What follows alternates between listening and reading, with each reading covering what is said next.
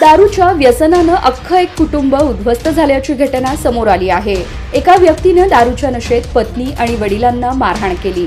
मारहाणीत पत्नीचा मृत्यू झाला। ही बाब लक्षात येताच मारहाण करणाऱ्या व्यक्तीनं देखील गळफास घेतला। बार्शी तालुक्यातील शेळगाव येथे ही अंगावर काटा आणणारी घटना घडली आहे। वसंत अंबादास पवार वय 55 हे पत्नी आईनाबाई उर्फ सोनाबाई आणि वृद्ध वडील अंबादास पवार यांच्यासोबत शेळगाव येथील त्यांच्या शेतातील शेडमध्ये राहत होते। खेळणी विकणाऱ्या वसंत यांना दारूचे प्रचंड व्यसन होते। परिणामी घरात नेहमी किरकोळ वाद आणि भांडणं सुरू असायची।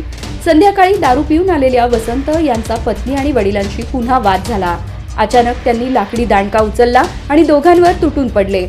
या अमानुष मारहाणीमध्ये आईनाबाई यांना डोक्यावर आणि तोंडावर गंभीर इजा झाली आणि त्या जागीच मृत्युमुखी पडल्या, तर वडिलांचाही डावा हात फ्रॅक्चर झाला। नशा उतरल्यावर सकाळी वसंत यांना रात्री घडलेली हकीकत समजली। जेव्हा त्यांना पत्नीचा मृत्यू झाल्याचे जाणवले तेव्हा त्यांनी सुन्न अवस्थेत गळफास घेतला। ही दुर्दैवी घटना वसंतच्या मुलांना कळताच त्यांनी थेट वैराग पोलीस ठाण्यात धाव घेतली। पोलिसांनी घटनास्थळी जाऊन पुढील तपास सुरू केला आहे।